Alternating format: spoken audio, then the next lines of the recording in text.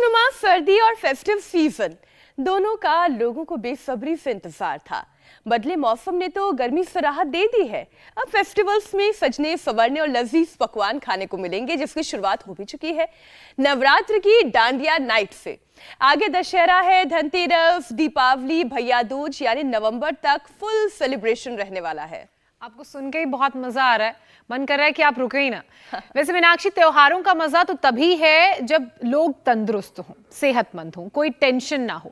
लेकिन आजकल तो सेहत पर संकट मंडरा रहा है, क्योंकि डेंगू कहर बनकर टूट पड़ा है। दिल्ली, उत्तर प्रदेश, झारखंड, बिहार, हिमाचल, हर जगह मच्छरों का आतंक जारी है।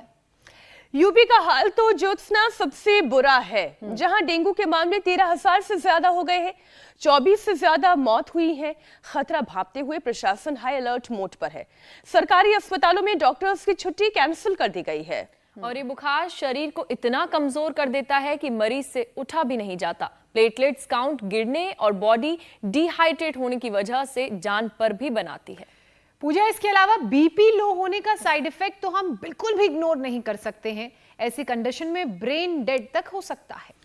देखिए, कॉम्प्लिकेशंस हम सब जानते हैं। डेंगू नाम की ये आफत मरीज को ठीक होने के बाद भी नहीं बख्शती है। हफ्ते भर तक लोग शिकायत करते हैं कि उनके हाथ पैर में भयंकर दर्द हो रहा है, सांस की दिक्कत हो रही है और जोड़ों की परेशानी लोग झेलते हैं। और जरा सोचिए मीनाक्षी, जब ये हाल दुनिया की आधी आबादी का होगा तो क्या होगा? क्योंकि स्टडी बताती है कि अगर वक्त रहते कदम ना उठाए गए तो आधी दुनिया डेंगू की चपेट में आ सकती है। WHO के मुताबिक हर साल दुनिया में करीब 40 करोड़ लोगों को डेंगू का इन्फेक्शन होता है। आशंका है कि यह आंकड़ा आने वाले वक्त में 400 करोड़ तक जा सकता है। और केवल भारत की अगर बात करें तो पिछले 3 साल से हर 4 में से 1 परिवार डेंगू के डंक का शिकार हुआ है। बिल्कुल, और डेंगू से बचने के तो तमाम उपाय करके देख लिए। अब वक्त है डेंगू से जंग की जाए। योग से खुद के लिए ऐसा एक सुरक्षा कवच तैयार किया जाए कि मच्छर का डंक उसे भेद ना पाए। और ये होगा कैसे? स्वामी रामदेव की शरण में जाकर उनसे जानेंगे कि उस कवच को कैसे तैयार करें। स्वामी जी इस वक्त हमारे साथ जुड़ चुके हैं। स्वामी जी, बहुत बहुत स्वागत है। प्रणाम। प्रणाम स्वामी जी। प्रणाम स्वामी जी। बहुत बहुत प्रणाम। हम देखो यहाँ बड़ के पेड़ के साथ, वृक्ष के साथ वृक्षासन करते हुए सत्र की शुरुआत कर रहे हैं। और डेंगू से बचने के लिए एक तो कॉलोनियों में, घरों में, गांव में लोग धूम्र करते हैं, जैसे यहाँ पर ये बालक कर रहा है। हम यज्ञ का धूम्र करते हैं, जैसे यहाँ पर भी हवन चल रहा है।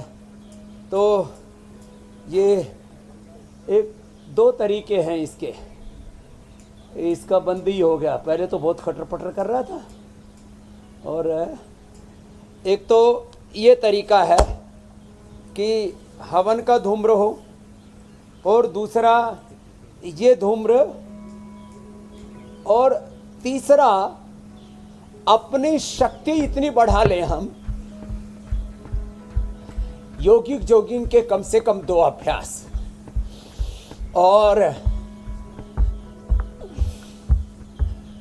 सूर्य नमस्कार के अभ्यास, प्राणायाम के अभ्यास।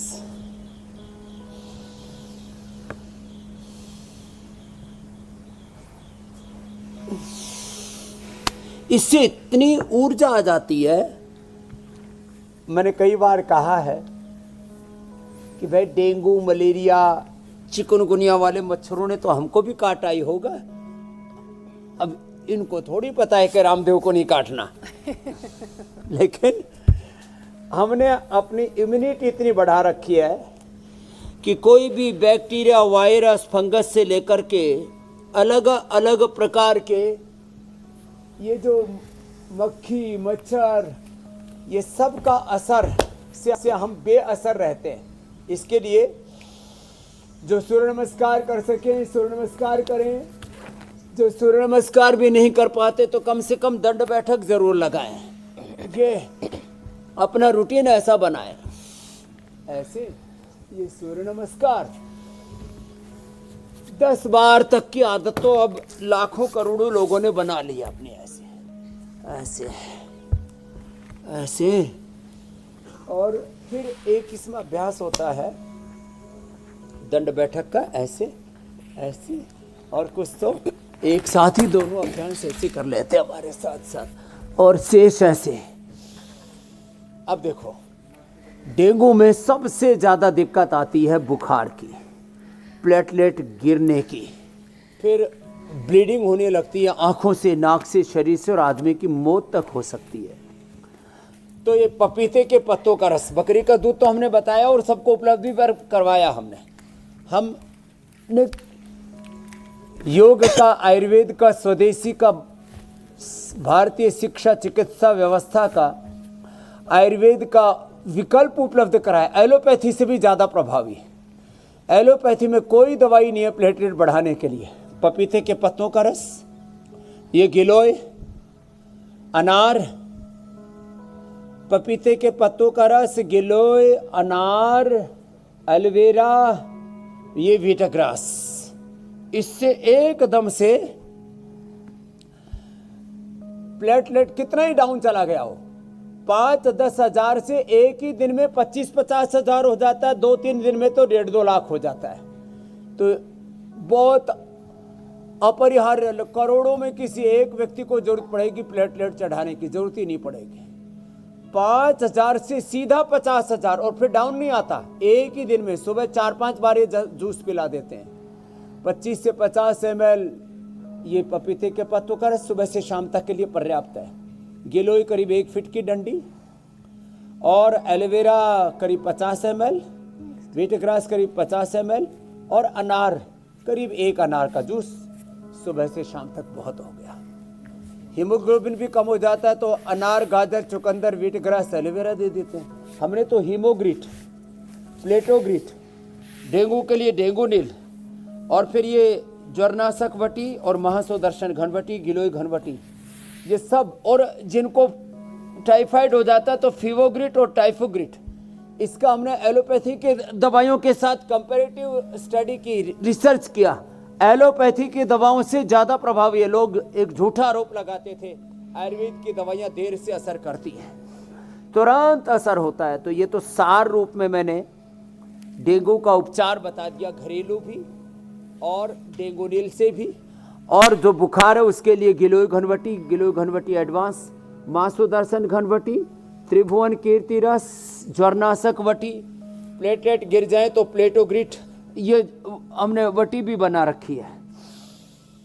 तो अब प्लेटलेट घटने से, बुखार से और डेंगू से कोई नहीं मरेगा। करोड़ों लोगों की मौत हो जाती है, उसमें सारे आंकड़े स्वामी जी सामने नहीं आ पाते। आपने कहा बिल्कुल कि आपने ठीक 40 कहा। करोड़ लोगों को हर साल डेंगू होता है, 400 करोड़ तक होने की संभावना है। आधी आबादी कम से कम इसके लपेट में आ सकती है, इतना खतरनाक है। बिल्कुल ठीक आप कह रहे हैं स्वामी जी। और खास तौर पर अगर हम यूपी, दिल्ली, बिहार, हरियाणा, राजस्थान की बात करें, डेंगू के मामले इन जगहों पर बहुत ज्यादा बढ़ रहे हैं और लगातार डेंगू से जान जाने की खबरें भी इन इलाकों से आ रही है। तो आज योगाभ्यास के साथ साथ डेंगू के मच्छरों से निपटे कैसे, इसमें सफाई की क्या भूमिका है, खान पान की क्या भूमिका है, योग के साथ साथ ये भी एक बार फिर से चर्चा करने की जरूरत है। पहले तो ये मच्छर पनपे ही ना, यहीं पर हम पहले स्ट्राइक करें। इसके लिए एक तो कहीं पर भी गंदा पानी हो या साफ पानी हो। अब गंदे पानी में मलेरिया का मच्छर, चिकनगुनिया का मच्छर और कई तरह के अलग अलग प्रकार के जीव जंतु उसमें पैदा हो जाते हैं। तो गंदा पानी भी नहीं भरना, और मलेरिया वाला तो साफ पानी में पैदा हो जाता है, तो साफ पानी को भी भर के नहीं रखना खुले में। अब अपने बाथरूम में पानी है और वहाँ मच्छर आदि नहीं है तो कोई दिक्कत नहीं है, बाहर पानी ढक कर के रखे। साफ पानी भी कुछ लोग भर के रख लेते हैं, जहाँ नल से जल, अब सरकार ने भी स्कीम शुरू कर दी है तो भर के रख लेते हैं, तो उसको ढक कर के रखें, तो खुला पानी ना रखें, साफ पानी भी। फिर देखो ये जो लेमन ग्रास है ना, लेमन ग्रास और तुलसी जहाँ रहती है, ये अपना अनुभव बता रहा हूँ। लेमन ग्रास, तुलसी और ये नीम, लेमन ग्रास, तुलसी, नीम और गिलोय। लेमन ग्रास, तुलसी, नीम, गिलोय और पपीता गमले में ही लगा लें, और इनके पास मच्छर भी नहीं आता। लो, मलेरिया वाला, डेंगू वाला, चिकनगुनिया वाला मच्छर नहीं आता इनके पास। और ये घर में लगाने से घर का वातावरण भी पवित्र होगा, वास्तु भी पवित्र होगा और इस बीमारी से बच जाएंगे। बाकी एक विशेषज्ञ ये दिव्य दृष्टि से गूगल से हवन कराते हैं, हम हवन का धूम करें। यज्ञ का धूम जो है ना बड़ा जबरदस्त होता है। ये हमने कपूरदानी इधर रखी हुई है, इसमें हमने कपूर लगा दिया और ये भी भीमसेनी एकदम देसी कपूर है, केमिकल वाला नहीं है। नहीं तो केमिकल वाला ही कपूर, केमिकल वाला ही पूजा सामग्री, लोगों ने भगवान के नाम पर भी जो है पूरा एक झूठ का कारोबार खड़ा कर रखा है। बांस बत्ती को अगरबत्ती कह कर के बेचते रहते हैं, अगर तगर कुछ है ही नहीं, लेकिन अगर तगर में पता नहीं क्या मक्कारी करने लग गए।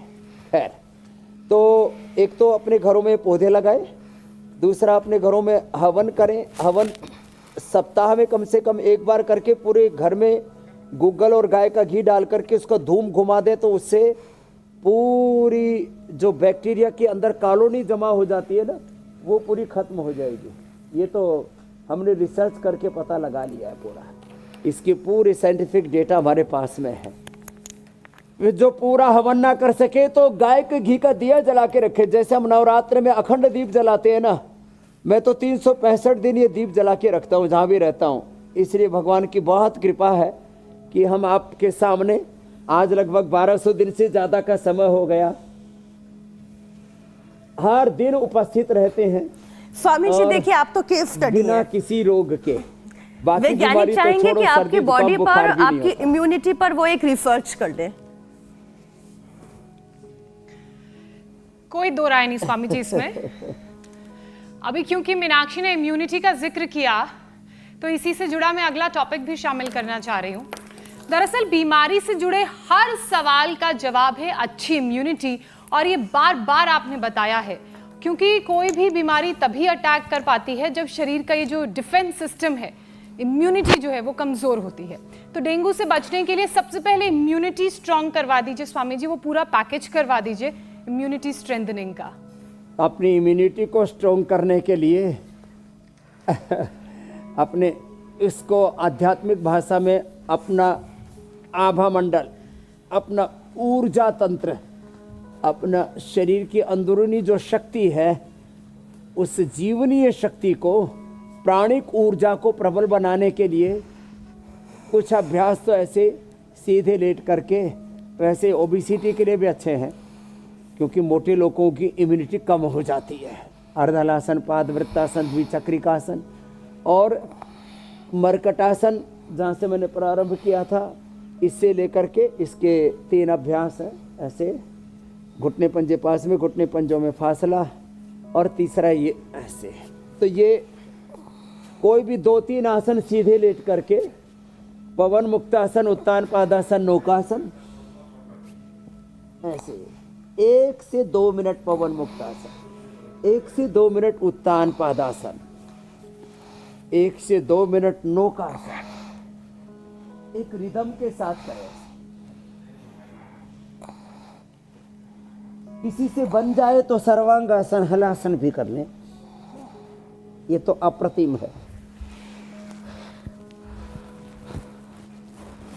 और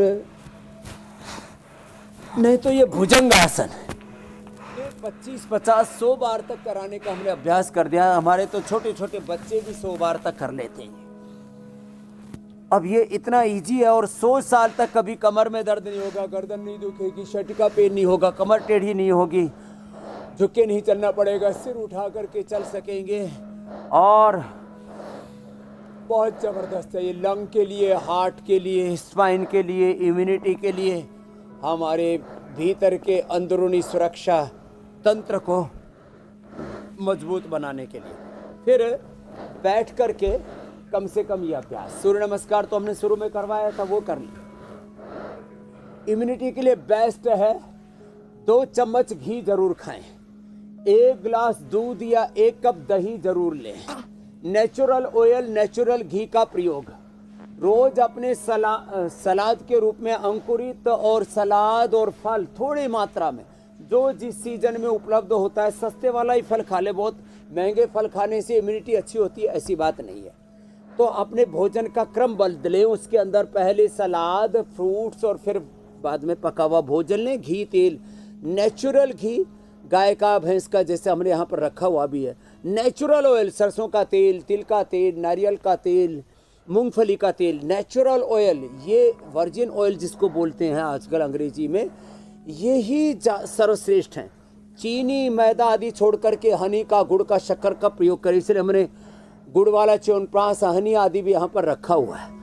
और ख़ास बात, इम्यूनिटी को बढ़ाने के लिए जिनके लो इम्यूनिटी है, इम्यूनोग्रिट वटी, इम्यूनोग्रिट गोल्ड, गिलोय घनवटी, ये इम्यूनिटी के लिए बेस्ट हैं। सबसे अच्छी बात है, सुबह उठ करके एक बार हमारे साथ में प्राणायाम कर ले, कम से कम 2-3 प्राणायाम, कम से कम 2-3 आसन। ज़्यादा न कर पाए तो मंडूक आसन और पवन मुक्त आसन तो सभी कर लेते हैं ना। मैं तो कहता हूँ 2 आसन और 2 प्राणायाम ही कर लिया और 1-2 मिनट का ध्यान ही कर लिया, इसी से ही इम्यूनिटी हमारी इतनी ज़बरदस्त रहती है। कोई जेनेटिक रोग नहीं हो सकता, कोई bacterial, viral, fungal, communicable, non communicable disease कुछ भी नहीं हो सकता। आपने ठीक कहा कि इम्यूनिटी जिसकी अच्छी है उसको कैसे कोई रोग होगा। ये बात तो सही है स्वामी जी। कमजोर पड़ जाती है, इसी से तो लिवर सिरोसिस होता है, उसी के लिए हम लिवोग्रिड ट्यूमरिक देते हैं। एक बार इम्यूनिटी कमजोर हुई तो फिर किडनी के रोग, जितनी भी बीमारियां हैं, तो कॉन्स्टिपेशन, कोलाइटिस, एक बार स्वामी जी इम्यूनिटी अगर लो हो जाए तो फिर सारी बीमारियां शरीर में एंटर करती जाती हैं, दस्तक देती हैं कि अब हमारा नंबर, अगला उसको इनवाइट करता, आ जाओ तुम भी बहन अंदर। यहाँ पर तो इम्यूनिटी लो है, यहाँ पे जमकर पार्टी होगी। लेकिन स्वामी जी, डेंगू में बीपी का लो हो जाना, पहले तो इसका कनेक्शन क्या है ये समझाइएगा। और अगर ऐसी कंडीशन आ जाए तो दिमाग तक ब्लड सप्लाई रुकने से ब्रेन डेड तक की नौबत आ जाती है, तो खून की कमी को कैसे दूर किया जाए, फिर इस पर भी आप विमर्श करिए। और एनेमिक होने से अपने आप को कैसे बचाएं, ये समझाएं। तो देखो, एक तो प्लेटलेट ना गिरे और 5 से 50,000 एक ही दिन में कैसा हो जाता है। मैंने ये इसका नाम ही हमने प्लेटोग्रिट जूस रखा है और प्लेटोग्रिट वटी भी हम देते हैं। तो फिर से बता रहा हूँ, पपीता, गिलोय सबसे अधिक अच्छे हैं प्लेटलेट को बढ़ाने के लिए। फिर जो ब्लड के जो दूसरी कंपोनेंट्स हैं प्लेटलेट्स के साथ साथ में, WBC, RBC, प्लाज्मा पूरा का पूरा अच्छा रहे, तो उसके लिए पपीता और गिलोय के साथ वीटग्रास, एलोवेरा, अनार। और किसी को ज़्यादा ही खून की कमी हो गई तो अनार, गाजर, चुकंदर, थोड़ा मुनक्का और अंजीर इसको भी दे देते हैं। खूब कला मुनक्का, अंजीर हम टाइफाइड में देते हैं। टाइफोग्रिट जो है ये हमने पूरा पेस्ट भी तैयार कर दिया है, वो एक अलग बात है। तो जब बीपी लो हो जाता है तो क्या करें, एक तो सूक्ष्म व्यायाम करें, प्राणायाम करें आराम आराम से। अश्वगंधा रिष्ट पी लें, या अश्वगंधा का कैप्सूल ही पानी में घोल करके तुरंत पिला दीजिए 1 मिनट के अंदर, अश्वगंधा कैप्सूल, और उसी के अंदर थोड़ा सा ये हनी मिला करके पिला दीजिए, एकदम से बीपी नॉर्मल, बीपी नॉर्मल। किसी का ज़्यादा ही कम हो जाए तो अश्वशिला, उसमें अश्वगंधा और शिलाजीत है, विदिन सेकेंड्स बीपी नॉर्मल आ जाता है, ब्लड सर्कुलेशन पूरा अच्छा हो जाता है। और उसमें थोड़ा सूर्य भेदी प्राणायाम कर ले, वाया चंद्र स्वर है, जब बीपी हाई हो जाता है तब उसको करवाया जाता है। वाया से लिया, दाएं से छोड़ा, ये तो हाई के लिए। लो के लिए सूर्य भेदी प्राणायाम, दाएं से लिया, बाएं से छोड़ा, दाएं से लिया, बाएं से छोड़ा, बार बार दाएं से लेना, बाएं से छोड़ना, 1 मिनट में बीपी नॉर्मल। लो, और अश्वगंधा, अश्वशिला, शिलाजीत, दूध में थोड़ा हल्दी, शिलाजीत और केसर मिला दे। दूध में हल्दी, शिलाजीत, केसर और साथ में च्यवनप्राश।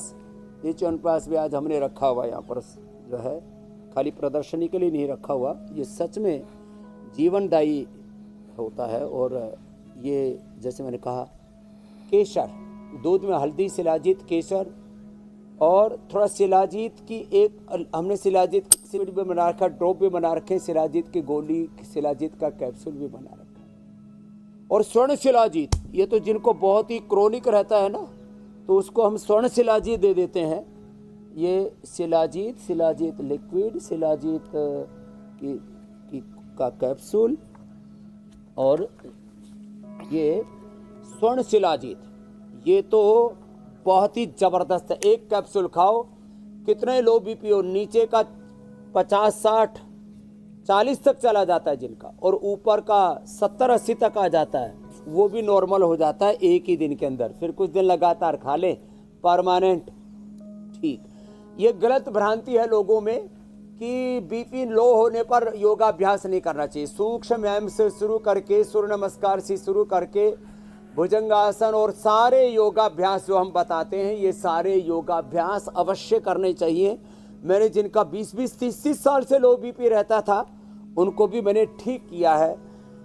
ये डेंगू के अंदर ब्लड सर्कुलेशन मंद पड़ जाता है, हमारी जठराग्नि भी मंद पड़ जाती है, ब्लड की स्पीड भी लो हो जाती है, उसी को लो, इम्यूनिटी भी लो हो जाती है डेंगू से, इसलिए बीपी लो होता है।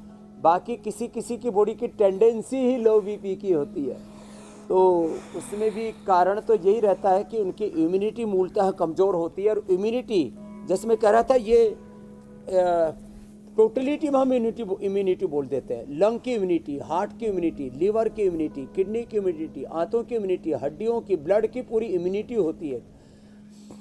सारी इम्यूनिटी को मजबूत करने के लिए कम से कम 2 आसन और 2 प्राणायाम, जैसे मैंने कहा, भस्त्रिका, कपालभाति, अनुलोम विलोम, चंद्रभेदी, सूर्यभेदी, नाड़ी शुद्धि, कोई भी 2 आसन, 2 प्राणायाम, इतना ही कर लें तो भी बेड़ा पार हो जाएगा, उद्धार हो जाएगा। मेरी बहन ज्योत्सना जी, मीनाक्षी जी, पूजा जी। स्वामी जी एक चीज समझाइए, वैसे भी हम देवी की आराधना ही कर रहे हैं नवरात्र, क्योंकि आपने हर पर्टिकुलर ऑर्गन की इम्यूनिटी की बात की, लेकिन डेंगू में ये देखा गया है, जैसे सबसे बड़ी प्रॉब्लम के रूप में भी देखा जा रहा है कि बुखार तो उतर जाता है, लेकिन हफ्तों तक जोड़ों का दर्द जो है वो पीछा नहीं छोड़ता।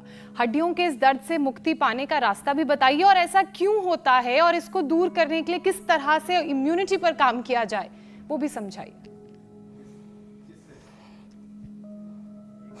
तो हड्डियों की इम्यूनिटी को अच्छा करने के लिए एक तो गोंद का प्रयोग करें। गोंद को भून करके रखें, गाय के घी में या भैंस के घी में, ये रखा हुआ है, थोड़ा भून करके रख लिया, उसको फिर पाउडर हो जाता है, उसका भूनने के बाद ना उसको कूट लेते हैं मामदस्ते में, अच्छे से कूट जाता है।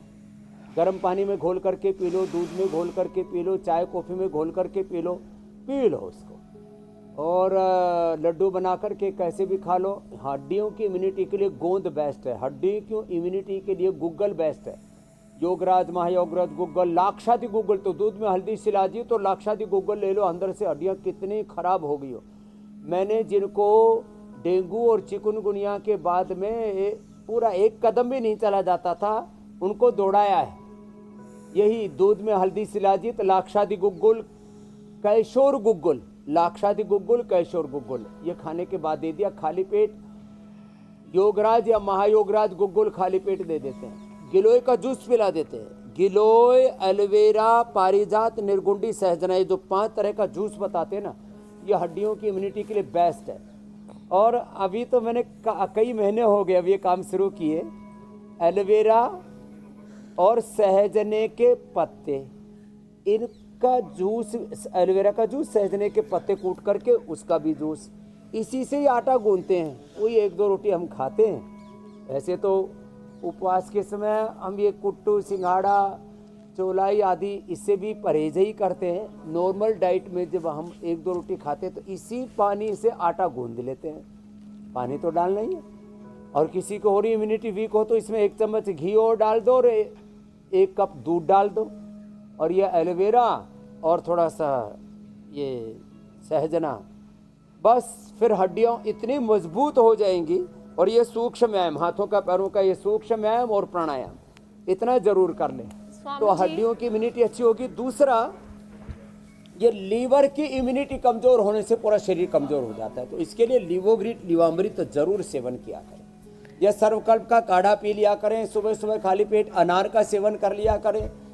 तो लीवर का ठीक होना जरूरी है। लीवर कमजोर होने से पूरी बॉडी की इम्यूनिटी कमजोर हो जाती है। तो लीवर कमजोर होगा तो पूरा शरीर कमजोर होगा।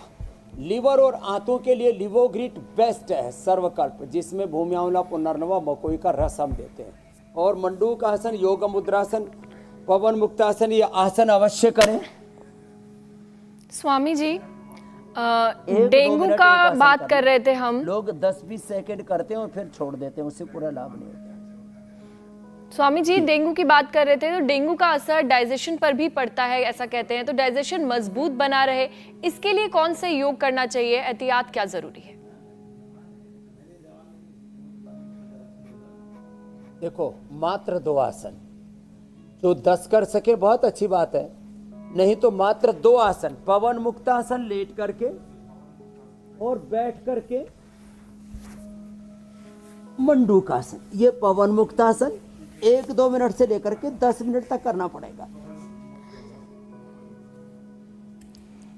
ऐसे जब 1-2 मिनट करेंगे ना, करते करते ही इतनी अच्छी भूख लगेगी, गैस, कब्ज, एसिडिटी सब खत्म। पवन मुक्तासन एक ही बात है, जो उत्तान पादासन आदि न कर सके, नौकासन आदि न कर सके, कोई बात नहीं। एक पवन मुक्तासन, दूसरा मंडूकासन, फिर जो कर सके गोमुखासन भी कर ले।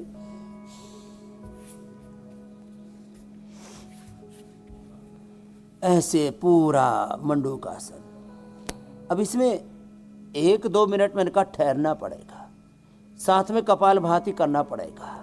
तली हुई चीज़ें, खट्टी चीज़ें, भारी चीज़ें, अनहेल्दी चीज़ें, बर्गर, पिज़्ज़ा और तमाम तरह के अनहेल्दी फूड्स खाते रहते हैं, उनसे तो बचना पड़ेगा।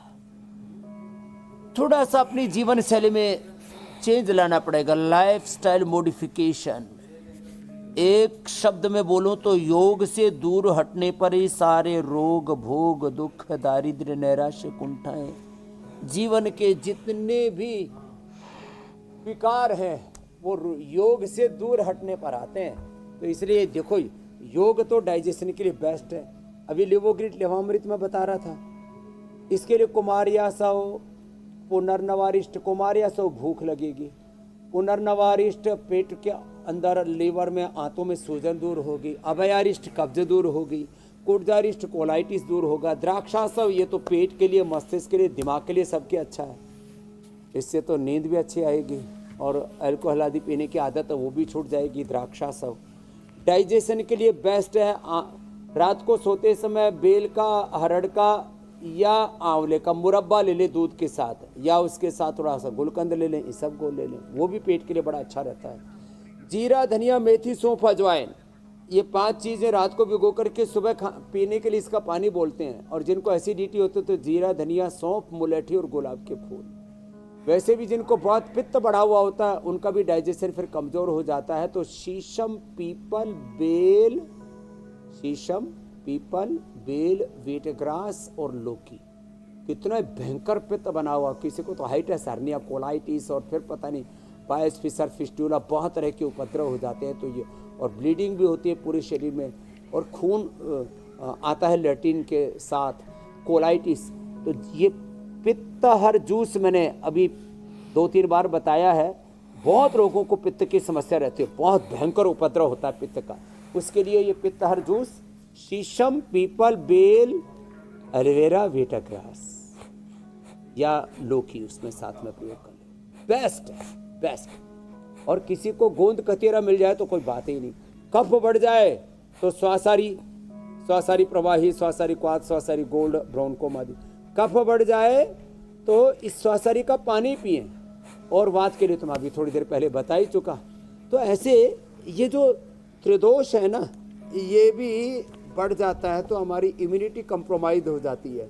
और संधि काल में, जब 2 ऋतुओं का संधि काल होता है, उस समय वात, पित्त, कफ, त्रिदोष बहुत अधिक बढ़ते हैं। इसलिए मैं बार बार कहता हूँ, वात दोष के लिए बस्ती, पित्त दोष के लिए वमन, कफ दोष के लिए नस्से भी जब ऋतुओं का संधि काल होता है तब सप्ताह में 1-2 बार अवश्य कर अब लेना स्वामी चाहिए। जी देखिए, आजकल तो मौसम वायरल का भी है। आप अब भी अपने नवरात्र में तो आसपास ये उपवास चल ही शिकायतें रहा। सुन रहे होंगे कि कभी ये वायरल से पीड़ित है, कभी वो वायरल से पीड़ित है। और वायरल बुखार भी ऐसा बुखार कि हड्डी तोड़ बुखार आ रहा है। कई बार तो लोग कंफ्यूज हो जाते हैं ये डेंगू मलेरिया की परेशानी तो नहीं है, क्योंकि वायरल में भी इतना लोग परेशान हैं। और गला तो कई कई दिन तक लोगों का ठीक नहीं होता, खांसी जाती नहीं है, आजकल खराश बीमारियां बनी तगड़ी रहती तगड़ी है। हो गई। जी, तो स्वामी जी, ये जो वायरल की वजह से टोनल क्वालिटी खराब हो जाती है या खांसी नहीं जाती है, गले में ऐसा लगता है कफ ऊपर नीचे हो रहा है पर जाता नहीं है, तो ये कैसे ठीक हो? ये अंदर का इन्फ्लेमेशन, इन्फेक्शन है, फेफड़े, रेस्पिरेटरी सिस्टम, रेस्पिरेटरी ट्रैक जिनका कमजोर होता है। अब 2400 किलोमीटर लंबा रेस्पिरेटरी ट्रैक, इसको अच्छा करने के लिए एक तो प्राणायाम सामान्य गति से, मैं तो कहता हूँ आप दुर्गा सहस्रनाम, विष्णु सहस्रनाम, भगवान राम कृष्ण शिव की स्तुति, वेद वाणी का पाठ, गुरुवाणी का पाठ, भगवान बुद्ध महावीर की वाणी का पाठ, वेद दर्शन उपनिषदों का, पुराणों का उद्घोष, रामचरितमानस का पाठ, और उसके साथ पूजा पाठ, आरती, और साथ में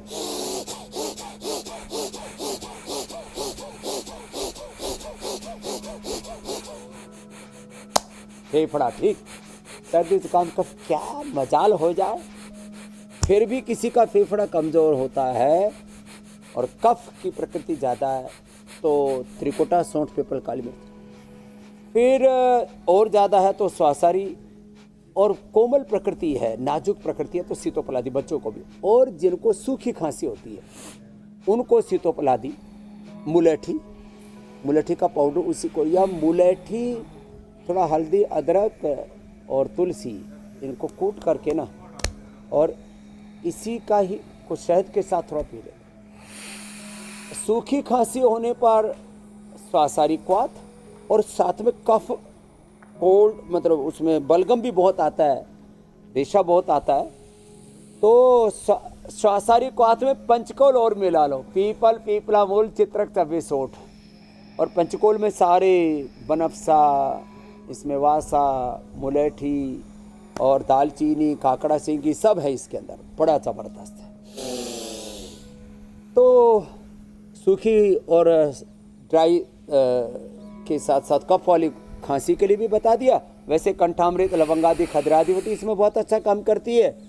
स्वासारी और ब्रोनकोम एक एक ले ले तो फिर पूरा ही कफ कोल्ड ठीक। और रेडीमेड से तो स्वासारी प्रवाही हम ये उपलब्धि करवा देते हैं। ये तो बच्चों के लिए गर्म पानी में 1 चम्मच पिला दो, बड़ों को 2, और ज़्यादा ही है तो 4-5 चम्मच पिला दो। एक ही बार में ऐसा शांति मिलती है कि सारी कफ कोल्ड की समस्या खत्म। स्वामी जी, अब आफ्टर इफेक्ट्स भस्त्रिका, की भी कपाल बात कर भाती, लेते अनुलोम हैं। विलोम जरूर करना होगा। दही, छाछ, नींबू चाट, टमाटर, खटाई और चिकनाई बंद करनी पड़ेगी। Swami ji, dengue, malaria, viral fever से कैसे खुद को बचाना है कि हो ही ना, अगर हो गया तो खुद को कैसे ठीक करना है, उसके उपाय आपने बताए। लेकिन देखा गया है कि कई बार इन मलेरिया, डेंगू, वायरल फीवर के बाद कई दिनों तक लोगों को थकान शरीर में बनी रहती है। तो अब इस थकान से कैसे छुटकारा पाया जाए, और साथ ही क्या डाइट में भी कुछ बदलाव करने की जरूरत है? हाँ, थकान के लिए ना एक तो मुनक्का, खजूर, अंजीर, इसको रात को भिगो दो। और शुगर है तो फिर तो अश्वगंधा का कैप्सूल ही लेने, अश्वगंधा शतावर चूर्ण खा ले। थकान के लिए बहुत ज़बरदस्त होता है अश्वगंधारिष्ट, द्राक्षासव जो थोड़ी देर में पहले कह रहा था, और इम्यूनोग्रिट वटी और इम्यूनोग्रिट गोल्ड, ये दोनों ही बेस्ट रहते हैं। और वैसे रोज़ जो गिलोय घनवटी खाते रहते हैं ना, या गिलोय घनवटी एडवांस लेते रहते हैं, ये भी बड़ा ज़बरदस्त होता है। गिलोय घनवटी एडवांस इम्यूनोग्रिट, ये भी थकान को दूर कर देता है, क्योंकि इसमें जीवक, रिश्वक, रिद्ध, विद्य, मेधा, महामेधा, काकोली, क्षीर काकोली, अश्वगंधा, शतावर, सफेद मिश्र, कोस बीज, बला बीज, विदारी कंद, वराही कंद, सब कुछ है गिलोय था। तो ये इम्यूनोग्रिट बहुत ही ज़बरदस्त है, जिनको ऐसे डल रहते हैं, कमज़ोर से रहते हैं। और ये मुनक्का, अंजीर, खजूर तो रात को भिगो करके सुबह ले लें। थोड़ा व्हीट ग्रास का जूस पी लें, थोड़ा एलोवेरा का जूस पी लें। तो ये छोटी छोटी चीज़ें। और अनार, पपीता, सेब, इसका सेवन भी बड़ा ज़बरदस्त होता है। अनुलोम विलोम प्राणायाम, इमीडिएट लाभ करता है वीकनेस को दूर करने में। फिर थकान फटीग खत्म हो जाए। अच्छा स्वामी जी, डेंगू से लेकर मलेरिया चिकनगुनिया तक के लिए प्राणायाम बहुत कारगर है, ये अभी आपने कार्यक्रम में भी बताया। अब मच्छरों से होने वाले इन बुखारों में कौन कौन से प्राणायाम रोज करें, कितनी देर तक करें ताकि उनसे फायदा मिले और इम्यूनिटी भी स्ट्रांग हो? वैसे बुखार ना भी आए तो भी करना चाहिए। 1-2 मिनट से लेकर के 5 मिनट तक तो भस्त्रिका इम्यूनिटी के लिए भी, कफ कोल्ड के लिए भी, शुगर के लिए भी, मोटापा के लिए भी, सभी प्रकार से अपने भीतर की सुरक्षा चक्र को मजबूत करने के लिए ये हमारे बीएसएफ का, सीआरपीएफ का काम करता है ये प्राणायाम भस्त्रिका। एक दूसरा कपालभाति 5 मिनट, अनुलोम विलोम ये भी 5 से 10 मिनट, तो 5-5 10-10 मिनट कपालभाति अनुलोम विलोम। अभी मैंने बताया था शीतली शीतकारी का, चंद्रभेदी सूर्यभेदी प्राणायाम का महत्व। तो जिनको बुखार चढ़ जाता है ना, शीतली शीतकारी करें।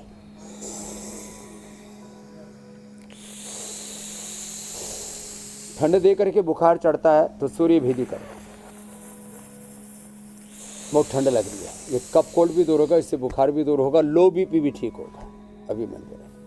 और किसी को ठंड की वजह टेम्परेचर ऐसे गर्मी लग करके बुखार आता है तो शीतली शीतकारी और चंद्रभेदी, बाएं से लिया दाएं से छोड़ दिया, बाएं से लिया थोड़ी देर होल्ड किया 10-20 सेकंड, दाएं से छोड़ दिया, ऐसे। और कमजोरी के लिए अनुलोम विलोम के साथ साथ नाड़ी शुद्धि, अनुलोम विलोम में लेते और छोड़ते हैं, नाड़ी शुद्धि में थोड़ा रोक भी लेते हैं बीच में। बाएं से लिया, थोड़ी देर होल्ड किया अंदर, दाएं से छोड़ा, दाएं से लिया, थोड़ा अंदर होल्ड किया और बाएं से छोड़ा, ये नाड़ी शुद्धि। और कफ कोल्ड हो जाता, गला खराब हो जाता तो ये उज्जाई भी बड़ा जबरदस्त रहता है। होल्ड करके रखे थोड़ी देर, दाएं को बंद करके फिर बाएं से छोड़े। और स्ट्रेस बहुत ज़्यादा बढ़ जाता है कई बार, ये तमाम तरह के bacterial, viral, fungal infection, fever, तमाम तरह की चीज़ें, रोग, फिर और हजारों लाखों करोड़ों जीवन में संघर्ष होते हैं, प्रश्न, झंझावात, आंधी तूफान है। तो भ्रामरी उद्गीत ये स्ट्रेस फ्री होने के लिए 3-3 बार सबको अवश्य कर लेना चाहिए।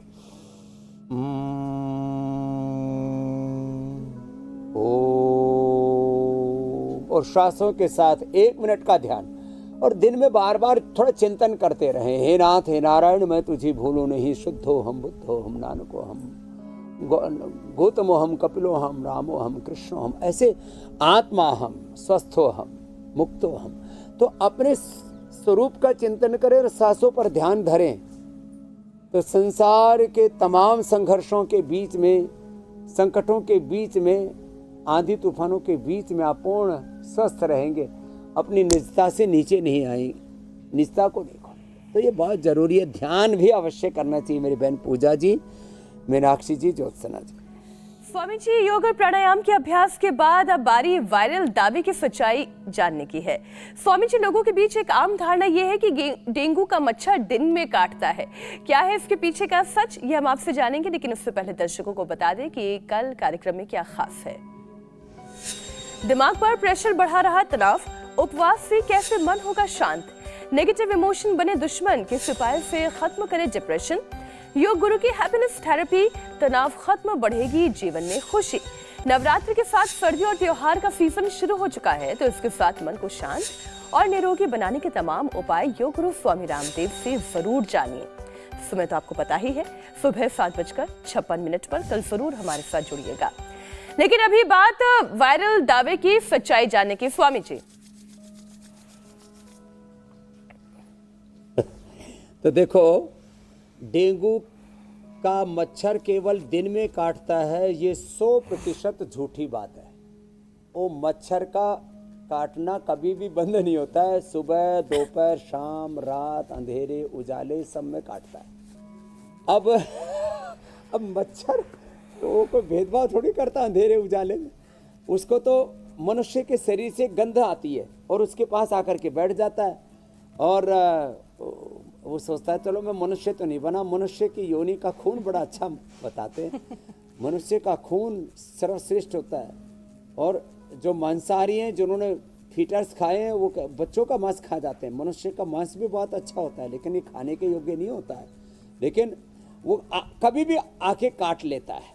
तो इसलिए मच्छर 24 घंटे कभी भी काट सकता है, इसलिए मच्छर को भगाने के लिए गिलोय लगाएं। वापस मैं कह रहा हूँ, ये वापस बोल रहा था मैं कि ये जो लेमन ग्रास है, गिलोय है और नीम है, तुलसी है, इसी को एलोवेरा, इनको घर में लगा करके रखें और रोज़ इनको खा भी लिया करें। हम रोज़ यही खाते हैं और इसीलिए ये गिलोय घनवटी और गिलोय घनवटी एडवांस इम्यूनोग्रीट। और इसलिए यदि हमको ये डेंगू वाला, एक बात ज़रूर बता देता हूँ जी, जो गिलोय घनवटी खाता, रोज योग करता है या चिरायता से बनी हुई सुदर्शन घनवटी खाता है, उसको डेंगू चिकनगुनिया वाला या मलेरिया वाला मच्छर काट लेता है तो मच्छर मर जाता है। नमक मीठा बंद कर दो आप। तो ये मेरा अनुभव है, हमको जी। मच्छर काटता है तो वही बेचारे का मोक्ष हो जाता है। तो ये एक आपको खास बात बता दी। बेचारा मच्छर। बहुत बहुत धन्यवाद। बहुत धन्यवाद स्वामी मच्छर जी। के मोक्ष के। प्रणाम स्वामी जी। प्रणाम।